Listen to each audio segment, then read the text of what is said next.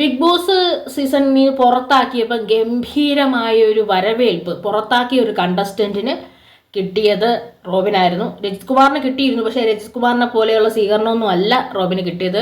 Airport നിറഞ്ഞ് കവിഞ്ഞ സ്വീകരണമോട് കിട്ടിയത്.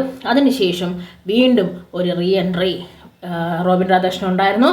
അത് കഴിഞ്ഞ് തിരിച്ചു വന്നപ്പോഴും അതുപോലെ തന്നെ സ്വീകരണം ഉണ്ടായിരുന്നു. പിന്നെ കേരളത്തിൻ്റെ അങ്ങോളം ഇങ്ങോളം ഉദ്ഘാടനങ്ങൾ നടത്തി അവിടുത്തെ വിന്നറെക്കാട്ടിയും കൂടുതൽ പ്രോഗ്രാമുകൾ ചെയ്ത് എല്ലാവർക്കും ആരാധന നേടി ഒരു വർഷത്തിൽ കൂടുതൽ ഗംഭീരമായി നിന്ന സീസണായിരുന്നു. അടുത്ത സീസണിലും റോബിൻ രാധാകൃഷ്ണൻ്റെയും രജിത് കുമാറിൻ്റെയും എൻട്രി ഉണ്ടായിരുന്നു. അതും ഗംഭീരമായിരുന്നു. ആളുകൾക്ക് എങ്ങനെയുള്ള ആൾക്കാരെയാണ് ഇഷ്ടം, എന്തിനെയാണ് ഇഷ്ടപ്പെടുന്നതെന്നൊക്കെ നമുക്ക് അതിനകത്ത് കയറി കഴിഞ്ഞ് കഴിഞ്ഞാൽ മാത്രമേ പറ്റൂ. വിന്നർ ആവണമെന്നില്ല താല്പര്യപ്പെടാൻ.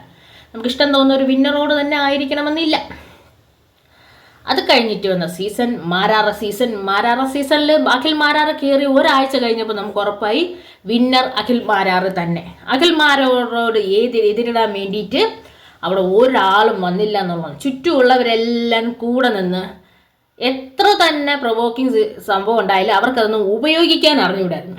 പലതരത്തിലുള്ള പ്രൊവോക്കിംഗ് ആയ ഇൻസിഡൻസ് അതിനകത്ത് നടന്നിട്ടുണ്ടെങ്കിലും ആർക്കും തന്നെ മാരാരോട് എതിരിടാനുള്ള ഒരു കഴിവ് അവർ ഉപയോഗിച്ചില്ല എന്നുള്ളതാണ്. ഒരു പക്ഷേ അന്ന് എന്താണ് പറ്റിയെന്ന് പറഞ്ഞാൽ അവരാരും തന്നെ മാരാരോട് മത്സരിക്കാൻ നിന്നില്ല.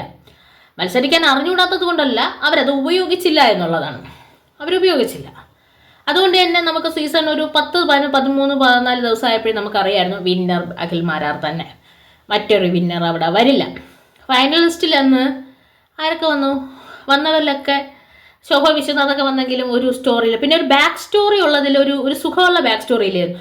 അന്നത്തെ ബാക്ക് സ്റ്റോറി പറഞ്ഞാൽ ഇത്തിരി രസകരമായ സ്റ്റോറികൾ അഖിൽ മാരാറിന് മാത്രമേ ഉണ്ടായിരുന്നു. അപ്പോൾ ആ ഒരു തരത്തിൽ ജൂനിയേഴ്സ് ഒക്കെ സംസാരിക്കുമ്പോൾ സൗഹൃദപരമായി നിൽക്കാൻ അഖിൽ മാരാർക്ക് അറിയാമെന്നുള്ളത് കൊണ്ട് തന്നെ അവരെല്ലാവരും അതിനോട് ഒന്ന് മാരാർ വിന്നറാവണമെങ്കിൽ വിന്നിട്ട് നമുക്കത് പ്രശ്നമല്ല എന്ന രീതിയിൽ മാറ്റിയത്. ഒരു കണക്കിന് പറഞ്ഞാൽ അഖിൽ മാരാർ കഴിവും കൂടിയാണ്.